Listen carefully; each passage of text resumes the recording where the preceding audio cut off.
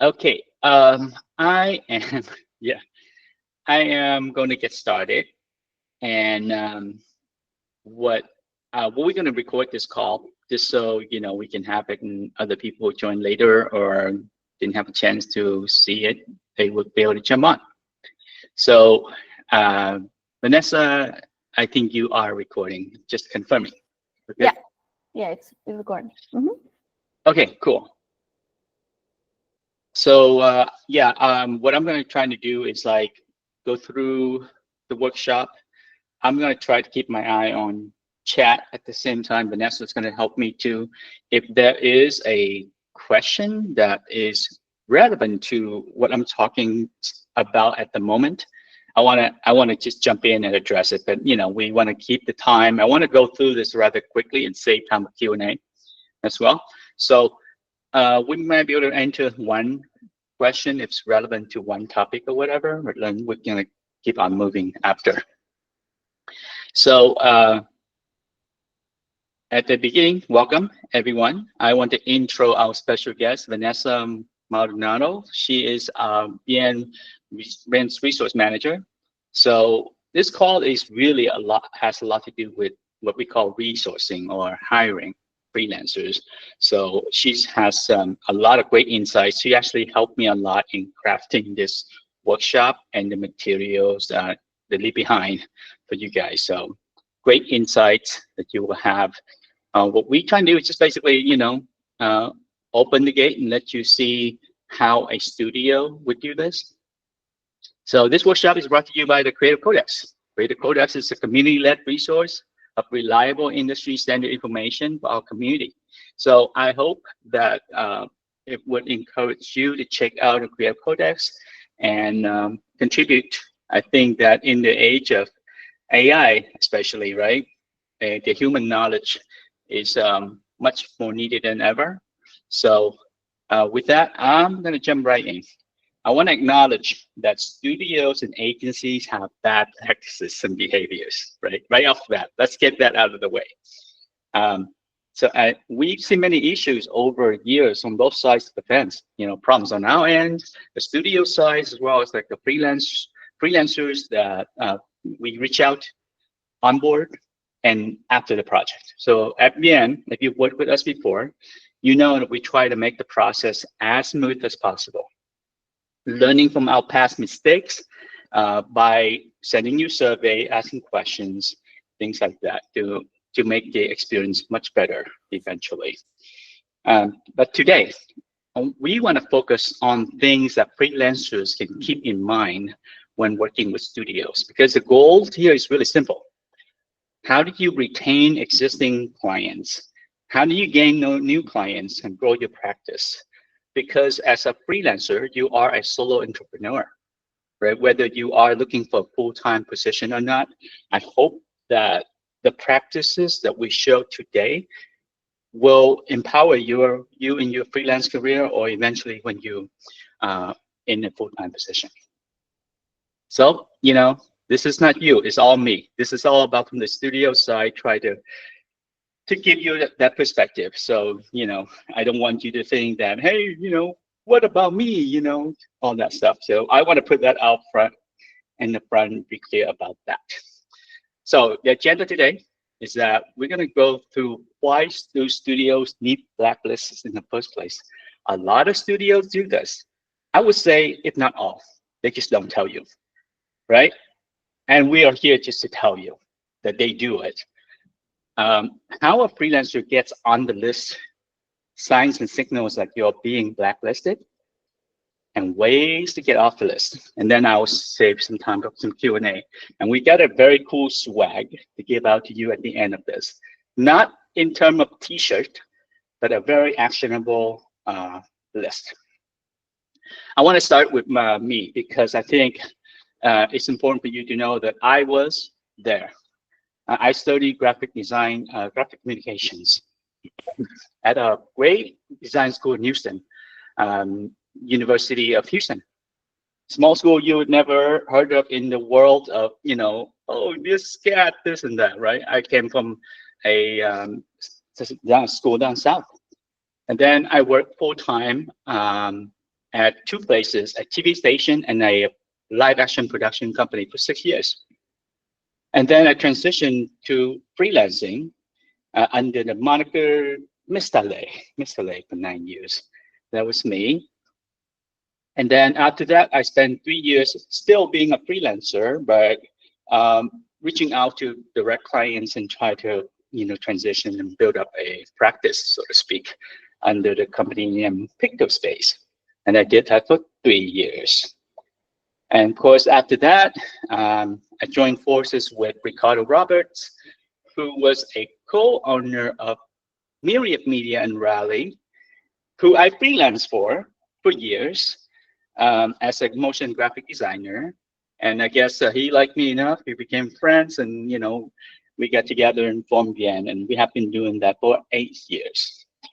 So what I'm trying to show you is that I did not come from the traditional path of, hey, I came into a big studio, I became art director, amazing, superstar CD, and now, oh no, I was in the trenches, I freelance, I put in the time. So I'm very empathetic to the journey. So today, I really want to talk about the 12 years that I freelanced. And I got blacklisted many times. Either I knew it or I didn't know it. So this is important to call out, okay? Is that sometimes you get blacklisted, you would never know. And I was. I want to give you an example. So when I freelanced, the first job that got me freelancing, my freelance career was like, I got called by Digital Kitchen in Chicago and say, hey, come up here and become a, compositor, designer, blah, everything. And that turned out great. I worked for them for 6 years, flying up, back and forth, working remotely, all that stuff. And I also did these 2 gigs you see here, super fad. I did storyboarding for them for about a year, off and on a few jobs here and there. And then I did I was the storyboard designer for Royale for 1 month. That's the minimum time that LinkedIn would let you put on your resume, right? 1 month. But guess what? I'm letting you in a secret. It was one storyboard job for 2 days. I got paid $1,200 for it, and I was required to turn in 8 polished frames total in 2 days. Okay? And here's the thing. I never heard back from them. I never heard back from them because I think I failed. I failed, and I failed up. And the reason why I use the word fail up here is that a lot of times when you are in this world and, you got hired by a semi-well-known studio, whatever, then people think, oh, wow, this guy worked for Digital Kitchen. He must be good. I'm going to hire him with super. So, that cascading effect does happen. And then, of course, Real Royale was like, oh, man, I'm going to hire you. And then someone else saw you as like, oh, man, you work for, Real Royale. They're awesome. So that's how you fail up. It's like you actually didn't do a very good job, but because you got that line in your resume that you can tout, you actually fell up. I got blacklisted. And if I have to guess the reasons why I never worked with them again, I would say quality of work. The 8 polished frames I turned over was not very good. They were like, meh, okay, right? I did too much. I didn't push back. I should have said, hey, let's just focus on 4 frames so I can do you really good, great job. Just 4 frames. I didn't do that. My boards were the wild card, the third option for the pitch. The one you sandwich between better boards. You know what I'm saying? That's what typically they hire freelancers to do. It's because the internal team, the people they have in mind how to win the job, they gave them better brief than me. Total guess, this happened to me not on the Real Royale job. I'm just gonna say that in case I get blasted online, right? But this has happened to me in other jobs, and I'm trying to kind of combine everything together for you to have a better idea. So let's go into why do studios have blacklists in the first place. So as a studio, BN does have a blacklist. We need this list. We don't share the list with other studios. I want to make sure you guys know that, right? We don't. What does a blacklist do for a studio? So first of all, it protects the culture, the team. If someone was mean or rude to the team, that's an automatic disqualification. I don't want my team to get hurt again. Empowering trust. If the project leaders have issues with certain freelancers, it's really not about right or wrong. It's about trusting that our project leaders are empathetic and only make these hard calls as a last resort. It's about enhancing collaboration and efficiency. We only work with individuals who work at our pace, understand our needs, stay flexible, and have good chemistry with our internal team. Have a healthy database. A freelancer database isn't about quantity, but quality. You might have heard out there, many freelance database touting like, we have 2,000 freelancers, in our database. That means nothing. That should not mean nothing. We only need about 200 freelancers, right, Vanessa? At the end of the day, we work for about 200 really amazing freelancers. Yeah, totally. And of course, I forgot that. So why do we keep a blacklist in the first place? Because the list grows over time, and a lot of freelancers who get added to the list are found by different members of the studios who might not be involved in the blacklisted freelancers previously. Let's say, we have 5 projects going on. We hire 5 freelancers, and this one is like, this one was really bad, but the other people don't know how that person turned out, right? So that's why we need to track, so like other team members would know. But why don't we just delete these names from the database?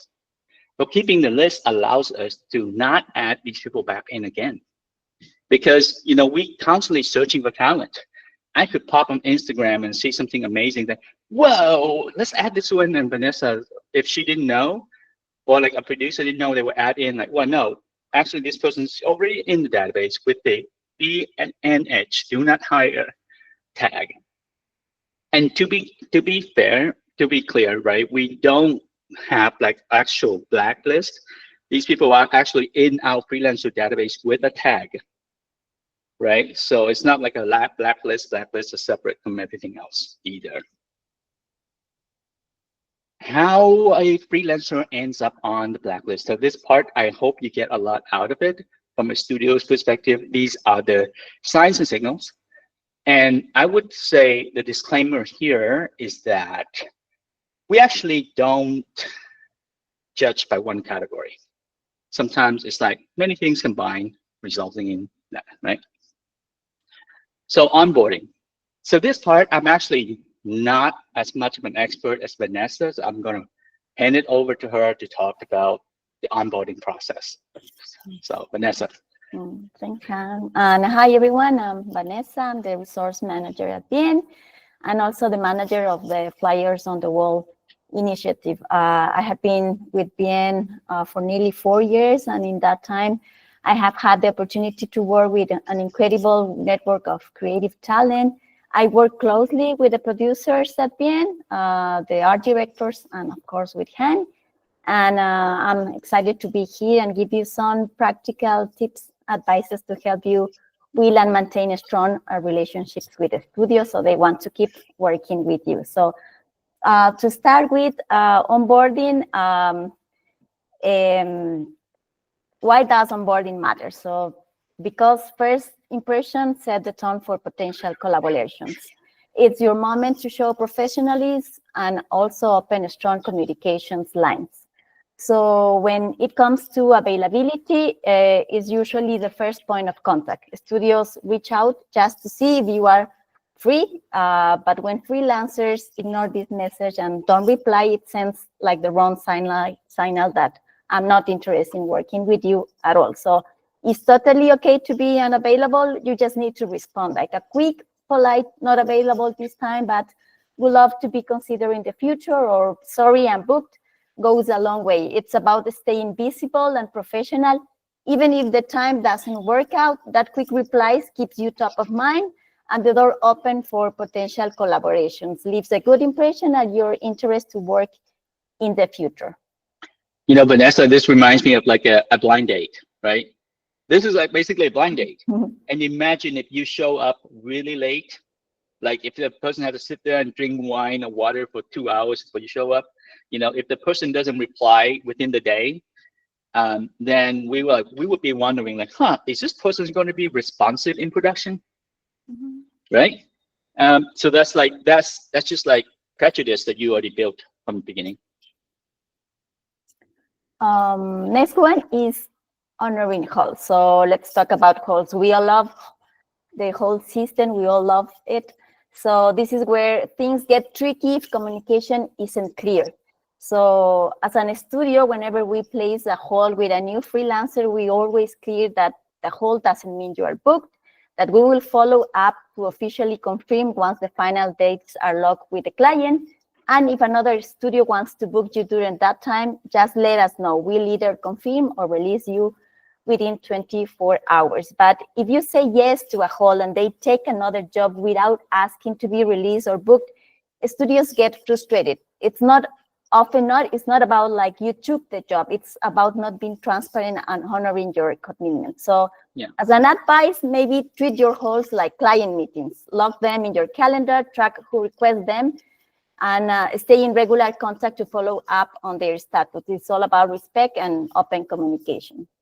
Yeah, Vanessa, that's a great point. I kind of like likens this to the idea of like, you know, well, I guess what comes to my mind is like I would hear many freelancers on the call and say, "Oh, the whole system is broken.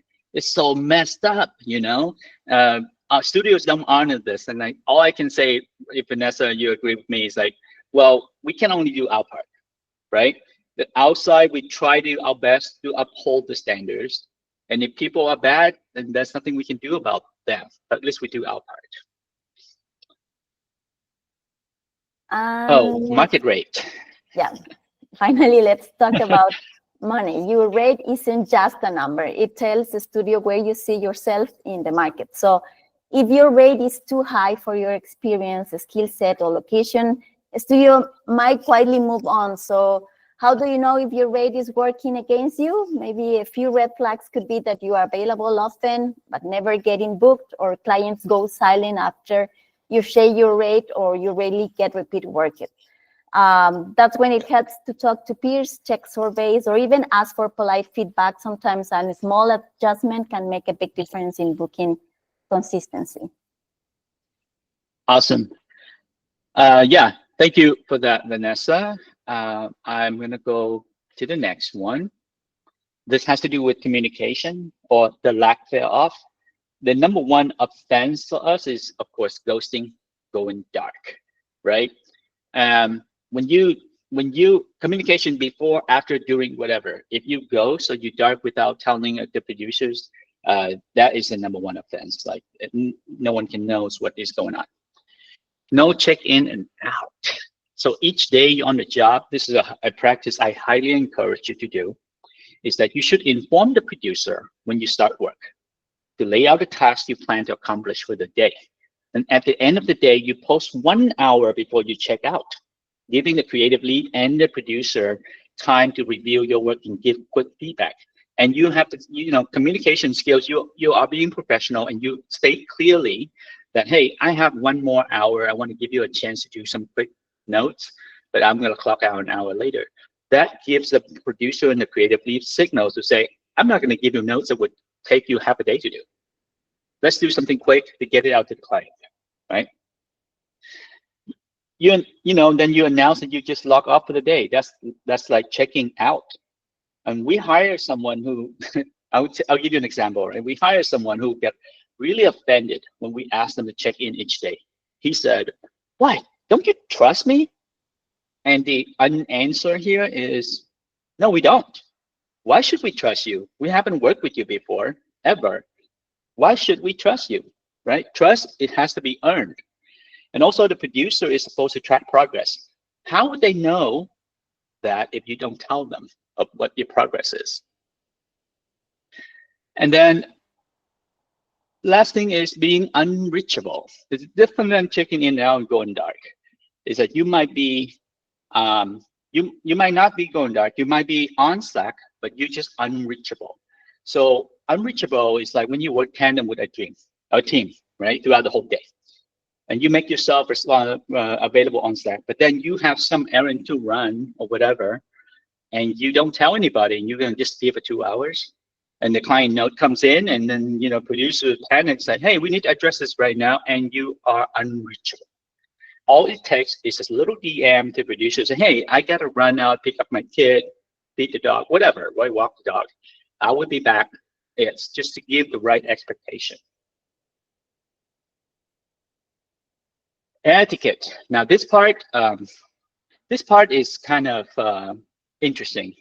It's very nuanced. So I'm actually not the best person to say this. Maybe, Vanessa, you think we can hit up Nicole, yeah, producer, to see if she can join us? Yeah, hold on. Sure. See if she's. Let's see if she can join us real quick. Okay. Well, when we wait for her, let's move on to the next one. I want to come back to here when Nicole is on, because I think it's really great. So, here she is. Sorry, 1 second. Let me highlight her real quick. Hey, Nicole, thank you for joining so quickly. Hi. All right, sorry, I call you in. I call you in because we have this thing we're doing, right? And I want to talk about etiquette with the freelancers here. And since you are in the trenches, doing this every day, I thought you'd be the perfect person to tackle this. So I have a few things. I'm going to roll one by one, and you just tell me. I'm going to go through all of them, and then you can go back and pick whatever. So okay. Of course, we're going to go. We have meetings. Don't show up at the meeting, show up late. You ask too many questions. You use curt language, because we work remotely a lot of times now, so we have to be extra careful. And you overstep your role. So Nicole, give me your take on all of these or any of them. Okay. Start meetings, for example. Meetings. We don't schedule meetings just for fun because no one wants to be in meetings, right? But they are important. So not showing up to a meeting you're invited to is not great, and will definitely land you on the list that is being discussed. If you can't join, or things happen, right? If something comes up, just tell the producer, because communication is really important. So just tell us. We can move the meeting, we can fill you in later if needed, but you are most likely needed at that meeting if we're going to meet. Yeah. So just let us know if for some reason you can't join. Yeah, totally. And the too many questions, I think this is about knowing when and where to ask them. We at BN work in Slack. I think a lot of studios work in Slack. And the main project channel, we at least like to keep it very organized. So if everyone in the channel is just asking random questions into the Slack channel, it would be really hard to find things. It would make the channel less searchable, and really clutter it. So if you have a ton of very detailed questions, DMs are great to keep that in there. If it is a group question, like you need everybody's opinion, use threads in Slack. Yeah. Threads are very helpful to keep things organized. Huddles are great too. If you do have a long list of questions, Slack huddle, ask if we can have a meeting is also great. That's a great point, Nicole. It's just like hearing someone's voice kind of makes it more human, right? And shaves off that curtness, which I think we should talk about next in Slack.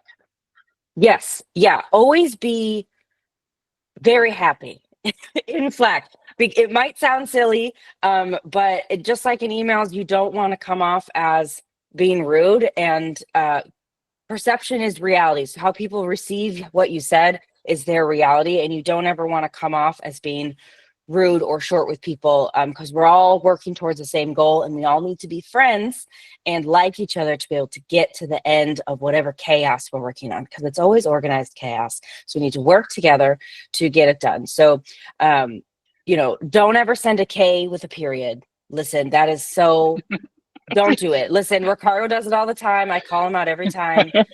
It's offensive. Okay. Say yes, cool, great. Exclamation points are great. Emojis are great. You don't have to be crazy over the top, but just don't be too short with people. And like Hung said, huddle if tensions are high or like you're really stressed or something's really confusing, you're like, I don't understand, a huddle is great because then you're not, it'll go faster too. If you find yourself rage typing like this, pause and do a huddle. Pause. That's right. Yeah. Yeah. I think Yeah. I am myself still trying to adjust to that, right? Like find out when we should do that.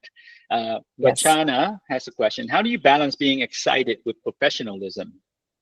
That's a really good point. And I think it is a really good point when it comes to different genders in the workplace, because I think women often try to really soften themselves with exclamation points to make, because I think women often are, if you're really straightforward, you get categorized as being rude or too direct.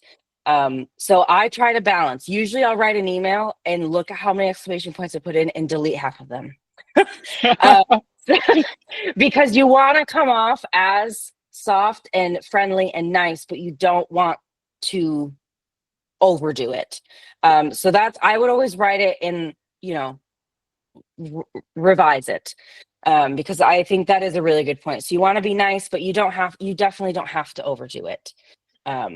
Yeah, especially if for women, you don't, I hate that stereotype. You do not have to come off as super happy all the time. I'm a very direct person. But I think I do a good job of not being too direct Yes. all the time. Because I very much am like, if a man wouldn't put an exclamation point there, why would I?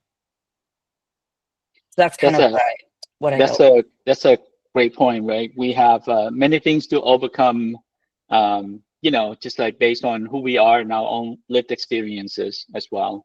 So yeah, I would say, yeah, balancing. Mary is saying something about balancing sounding like a pushover versus sounding like I'm chatting with my sister about new puppy. It's a thing. Yeah, for sure. Yes. I think you think about this, right? We do the same thing with our clients. We don't go on a call with our client and start like, let's get real, Hey, they are paying us to do a job, and no matter how bad they behave, we stay professional. That's the key, right? And now you can connect with someone in person. Like, for example, I see Gidre on the call. I met her in person. I can talk trash to her now, and she knows who I am because I met her. I have contacted her, right? And we work together. So like, I think you have to balance this in life and knowing that we are in a professional environment. Last one's interesting, Nicole. Overstepping. Yes. So overstepping to me is like your role, like when you hire as a freelancer. Tell me a little bit about that. Yeah. So we all have a role and there is a hierarchy within a production. I think that it depends on which studio you go to, on how strict that hierarchy is. But it's definitely something to respect. And I think at VN, we're very open to ideas coming from anybody. I think anyone can learn anything from anyone. So like giving feedback is great, but that might be good for a DM. So if you're working in a project and you're like, I think that could be different, rather than putting it in the main Slack channel, maybe DM the art director or the creative director and say, this is kind of what I'm thinking. What do you think? And then they will be like, oh, yeah, that's a good idea. Or they might have more context and say, actually, the client, et cetera, we can't do it that way. So that's another like Slack etiquette or communication etiquette to watch out for, because you don't want to be the person who is always correcting people on Slack, or you don't want to publicly like correct another creative, especially if they're the art director, the creative director, or the executive producer, or whatever their title is, because that could cause some tensions, and then there will be no exclamation points happening. There you go. There'll be an all cap situation, I would think, Yes. But I give you some extra context. Like, for example, I'm the creative director, so a lot of projects I'm not directly involved. So I could be overseeing it, and then have the art director to creative lead who's in the Slack channel directing and giving instructions to everyone else. If I have a problem, if I go into that Slack channel and I say, this is wrong, I just undermines out the creative lead. and make that person lose all respect of the team. It might be the right or wrong thing, doesn't matter. It just doesn't matter. You have to know which one, how to communicate and which way to communicate effectively. Yeah, even if you know you're right, sometimes Yeah. you have to, sometimes it's just not your place. I say, listen, it's none of my business. Even if, it's not my business anymore. I've said my piece. You just gotta Especially let it when you're go. right, right? Especially when you're Yes. right. When you're right, and then you just gotta be like, fine, it's okay. And you gotta stomp your ego back into the ground, because your ego will get you into a lot of trouble. There you go. Well, Nicole, thank you so much for jumping in and answer questions about this particular topic. No problem. All right, I am gonna unpin Nicole. All right, let's get back to our regularly scheduled program here. Expectations, yeah. So this has to do with your skill sets. The first thing I want to talk about is the skills mismatch. This is a big problem. Big problem when studios look at your portfolio and then you are completely different in production. And I would suggest that you look at your portfolio and be honest with your skill sets. What did you actually do in that project? A lot of people, we go to the about page and we don't actually know which tools they are specialized in. Because remember, we bring on freelancers because you guys are specialists. You guys are really good at this one thing that we need right now. So be clear so that we don't have this problem. And of course, it's very subjective, right? It does require a lot of explorations before we nail it in production. Like, it's creative work, but in today's landscape, it seems like the demand is so high that freelancers comes in and you got to solve that problem on day one. So I would say that to leverage your expectations, then you should communicate better. Say, hey, this solve you're asking me to do, it's going to require me X amount of time. Let me try a few things, but don't come in quietly and give something that's not up to expectation. This is a big one for me, a pet peeve, right? Not knowing the fundamentals, okay? If you come in and claim to be an art director and a storyboard artist, but you don't know the rule of third, for example, why would you do that? That doesn't show the right thing. So whatever you do, make sure that you don't miss out on the fundamental knowledge of your tools. That's very important. Speed. So there are two things I want to talk about here. I want to wrap this up soon, so I'm going to talk a little faster to save time for Q&A, okay? So first of all, is if you're too slow compared to the rest of the team, the second is tricky.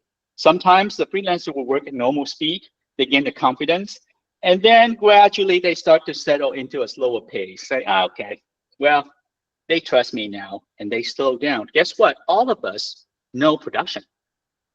I can do the same task, for example, and I can time myself and know how long it takes. So, be honest, transparent, and maintain that integrity throughout. That's very important.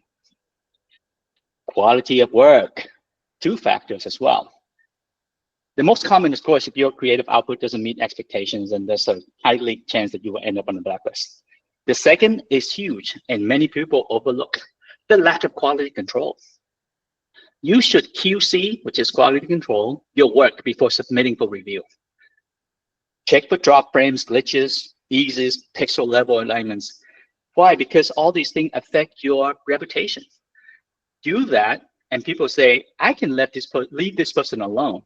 They know what they're doing, and they care about the work.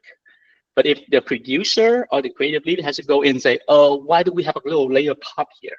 That shows that you are careless, right? So take that extra time, slow down, do the work, the hard work. The last one is bad file hygiene. When you work in a team, you pass files around. And if people go into your project and see layers not being named, folders are not organized, it's not usable for the next person. And the other thing that most people don't realize too is that they learn too much technical things that they lean into that. So they overuse expressions and essential graphics for simple things that you should just type 5 minutes to keyframe, just brute force it. So understanding that you are working with a team. So file hygiene is very big. Don't use any plugin without telling the team, because we've had projects handed us like, oh my gosh, now we got to spend $500 to buy a plugin because the client approved the look. Like, what? You got to list out all the plugins you use here, right? All right, signs that you are going to be blacklisted. I'm going through this a bit quicker because of time. Okay, so lots of iterations. If you start to have the producer or creative lead ask you for multiple revisions on the same task in a short time, that's a sign. Why am I the only one doing that? Watch for the tone. Watch how the producer or the creative lead talking to you, the language they're using. Things like, this isn't working. To me, when I use that, it's very extreme. That's like a way of my saying, like, this sucks. This isn't quite working. I don't think this is ready for presentation. Read between the lines. Get the calls. When you get the calls, has the producer call you on your cell because they couldn't reach you via Slack or email? That's a really bad sign. When I freelanced in New York, I got a producer chase me down on the street, okay, after I left, because it wasn't my fault. I logged in at 7:30 and I left at 6, but the studio was crazy and the owner just happened to show up at like 5:30. So they wanted, butts in seats while the owner was there. The producer chased me down, grabbed me and called back like, hey, come back. Were you done already? Like, yeah. Reduce workload. This is nuanced, but pay attention to this one. Suddenly, when you jump into the job, everyone's allocated the same amount of work. 3 days later, your workload gets slashed in half. Something happened. It could be due to your performance, speed, technical skills. How about at the end of the job? So Vanessa, I'm going to bring you back for this one. I'm gonna pin you real quick. So end of job is like offboarding here, right? Could you tell us some things that could result in being blacklisted? I'm gonna start with billing.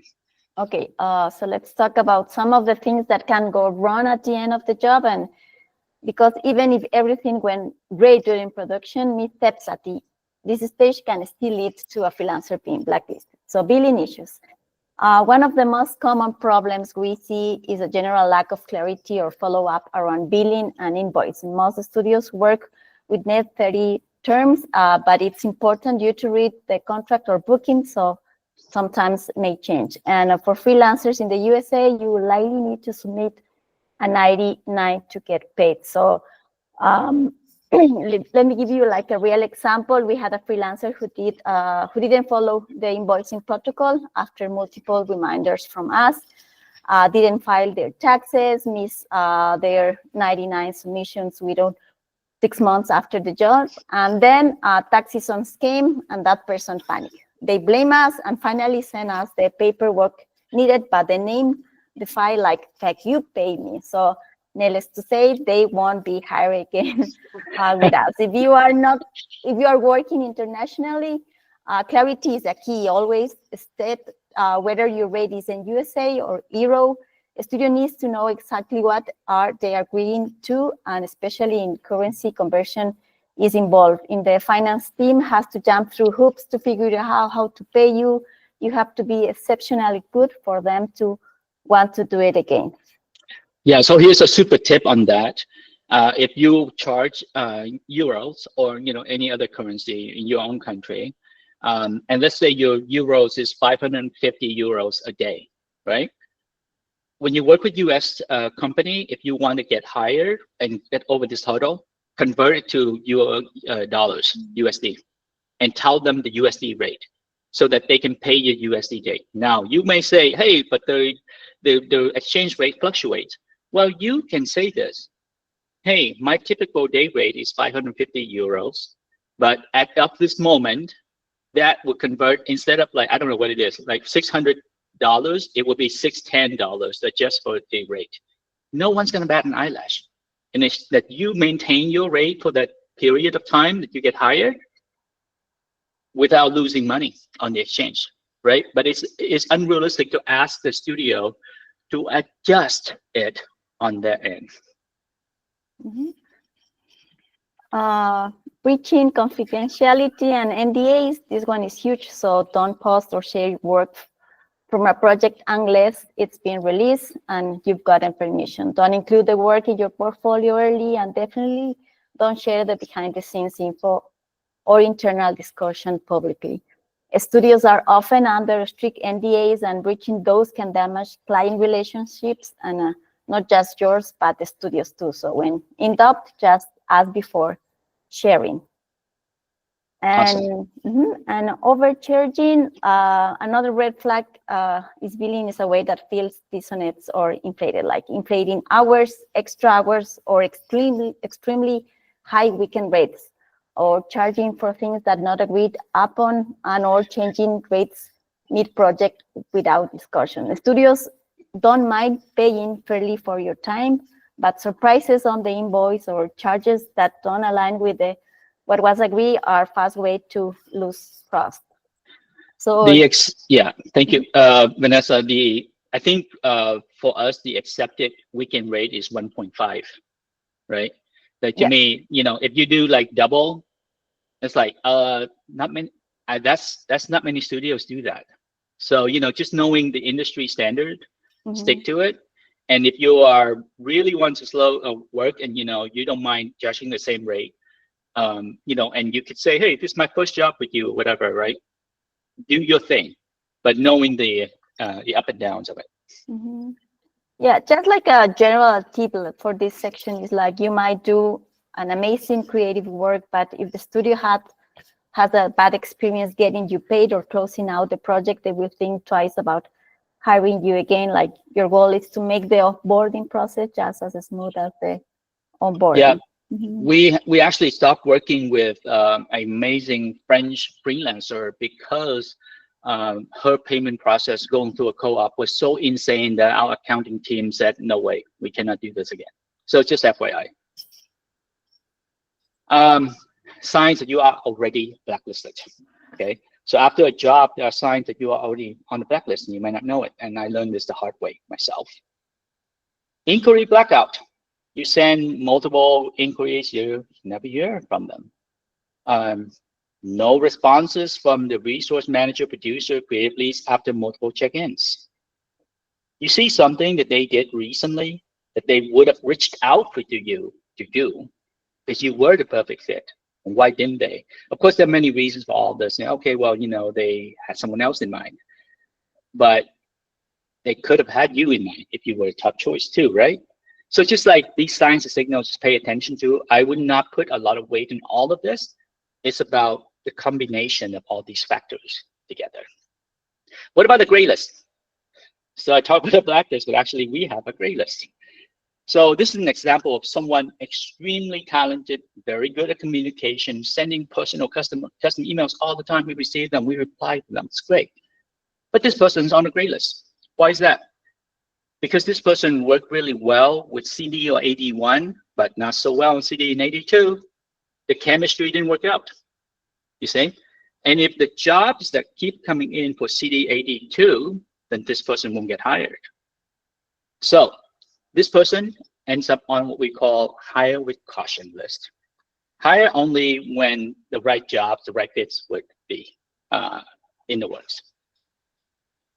How do you get off the blacklist? So let's talk about this. Bad news, it's very hard to get off the blacklist. I would have to say that. From a studio's perspective, you're no longer a fit. This is the awkward moment when all communications would cease and you might not know what you did wrong. The studio doesn't want to tell you what went wrong because maybe they did something wrong themselves, right? Or they just don't want to own up to it. So they just go dark. And they have already formed a very strong opinion of you. And guess what? It might even not be the creative lead. It could be a producer. It could be the finance team that caused all this, and you will never know. So these are the things that you can do. Survey, feedback. Send a survey to the studio after the job, especially the first one, asking for honest feedback. Use clear language like, I want to improve my services in the future. Remember, you are a solo entrepreneur, you're a business owner. So I would appreciate clear and honest feedback on my performance. Trust me, I won't be offended. Ask for one-on-one if there was a problem. Like, hey, Nicole, could I just have one-on-ones to talk about what happened on this job? I'm sure a lot of people would take that call because they want to ease both sides, right? Your conscience, their conscience, all that. Just ask for a call, break down the problems you face during production. I had an instance where this person was a huge problem in production, slow everyone down, and all that. I follow up with a call. That person prepped a whole mirror board showing me where the problems came from, and I loved it. And this person is still on my top 10 list when I think of certain jobs, because that person showed that, hey, I acknowledge my problems, but there were problems out of my control. And guess what? That person was helping team members get their jobs done as well. We didn't know that. All that stuff happened behind the curtain. So it's important to do these kind of things. Try to fix it. So follow up with a way to remedy a problem afterwards. Like if speed was an issue, follow up a few months, say, hey, you know what? I found a way to make it more efficient if I get another chance. Specificity. This is about your specialties. I'll give you an example. This was before the job happened, right? Like we actually contacted Jeffrey for a job, show him the project, and he said, no, this is not my expertise. That's actually a great thing. Don't take on jobs that you're not good for, because at the end of the job, you have to say, you know what? The thing that you hired me to do, that wasn't the best thing I could do. I took the job because I needed money. I'm actually good at these things. So it's a thing that you have to be careful, because you have to think long term, not short term. You might get booked for a week or two, but you might lose that relationship forever. What is the true point of contact? I get emails from freelancers all the time about availability, and I'm the wrong person to hit that up on that. Vanessa is. Do your research on the studio. Who is the point of contact? Any studio that has a resource manager, that's the person you update availability with. Just don't be pushy overall. A couple of follow-ups give you an idea whether the relationship is worth salvaging or not. Give it a break, and touch point, like create another touch point way later. So recap. When I go through this quickly, we run out of time. If you start in this green bar, and you could end up on a blacklist when you have lack of communication, you have etiquette issues, you fail to meet expectations, and you have invoicing problems. To get back on the good list, you do a survey, you do one-on-one, you try for a second chance, solve a problem, and follow up with value. Now, what does that mean? I get so many emails from freelancers and say, hello, my name is, they have a template, I plug it in. I would love to work with your studio name. I'll give you an example of a freelancer that I still have top of mind. This person is connected with me on LinkedIn. When she DM me on LinkedIn, she doesn't ask for work. She send me articles, things related to inclusive motion design, because that's what I care about.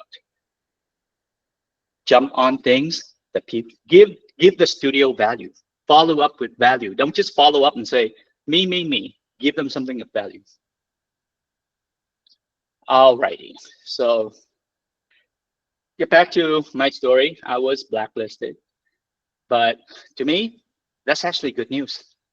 I embraced being blacklisted because I learned a lot from the things that I didn't do so well, right? I learned to ask for better brief. I asked for all those things. You learn from it. You just move on. You learn from your mistakes, and it's not you. A lot of times, it's really a cultural fit at the end of the day. So with that, I hope you get a lot out of this workshop. I'm going to try to do a few minutes of Q&A next, and you can raise your hand, ask questions in chat, and we try to get through maybe 4 questions total. Yeah. And also, hang on one second here. We're gonna share. Yes, at the same time, I'm gonna share out this link. Vanessa, you mind pasting out the link to the unblacklist? I'm showing you, this is what we prepare for you to take away. This is the swag. The unblacklist breaks down how to stay off the blacklist. Think of it as preventive medicine, right? In phase 1, booking. For example, little information on a payment platform. Each studio uses a different platform to pay. So ensure that you have squared away all this before you get on a project. In production, make sure you check in, check out. Language, know when you use public chat versus private DM. Yeah, and follow up, how do you do a survey, things like that. We even prepare email templates for you, like from email reply for the initial inquiry, things like this. I'm gonna read this through really quickly, right? Question like this.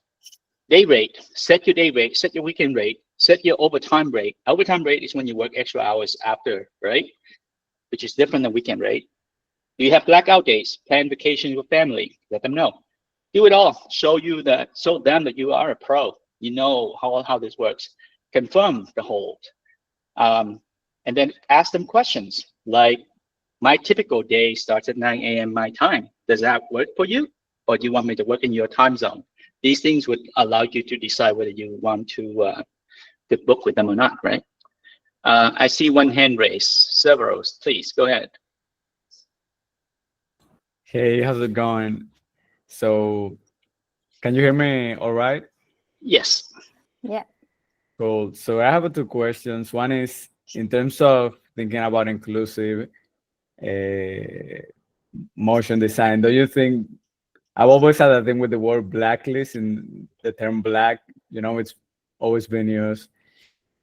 It can be like interpreted, let's say, subconsciously with terms of race, so I don't know. I see that you also have the other list, like you call it the good list. So couldn't we just call it the bad list instead of the blacklist, for example? Yeah, I think that's a valid question. To us, when we practice inclusive motion design, I want to be very clear about this, right? The reason why we have been doing it so successfully is that we don't go to the extremes. We do not believe that you can do these things and bring people in and be actually inclusive by going to the extremes. The blacklist is a term I didn't invent. This is an industry standard. And I don't think we should associate the blacklist with African Americans or any kind of people from Africa at all. Like, to me, that is an extreme association, and I don't believe that we should, in a way, using it as a way of saying, you know what, this is the industry standard. We're gonna do something with it that disassociated with the term. I don't believe that we should invent new things just because, right? So anyways, that's kind of my take on it.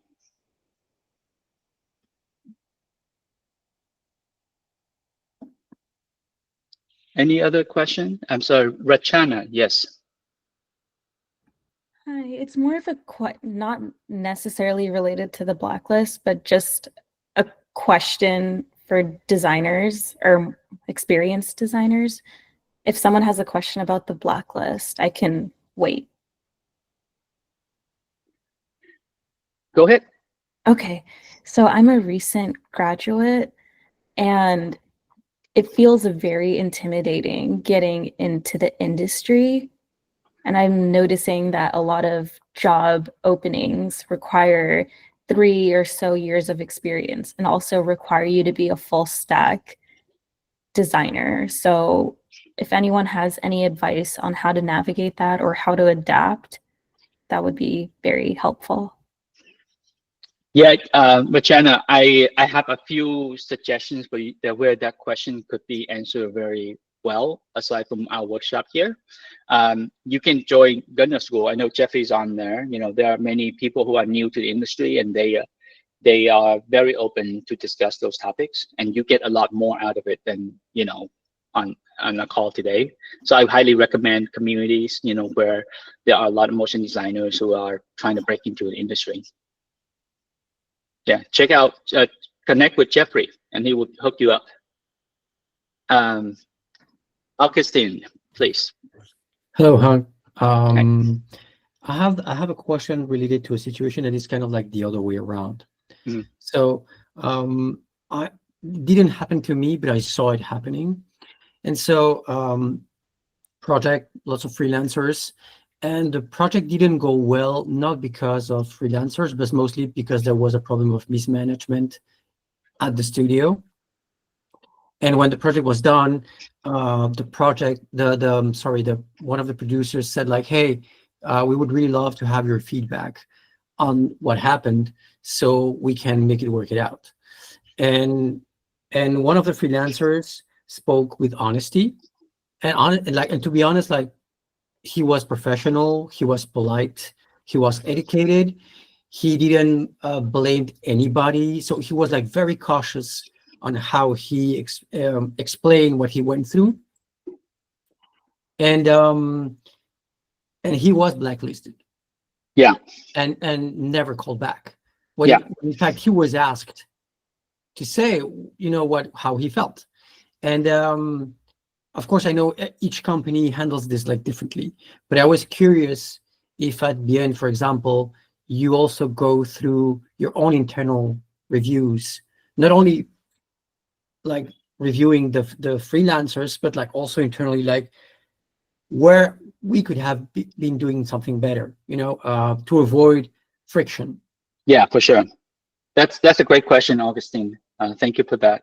At the end, we do what we call postmortems.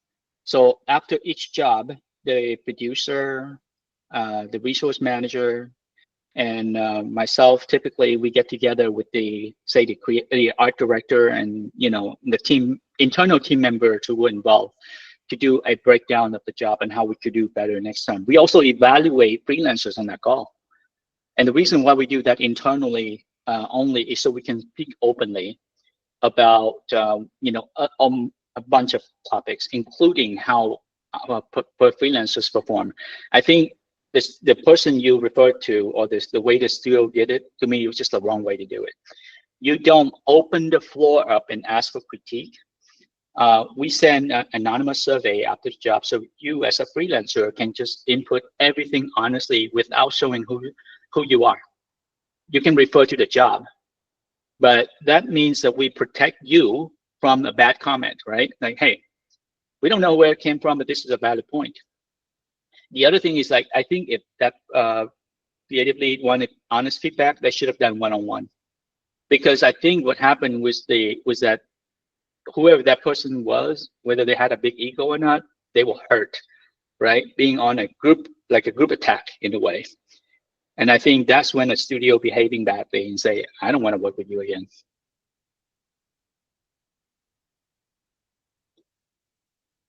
Okay, I'm sorry, Igor, we are out of time. So I want to do one more thing before we wrap here.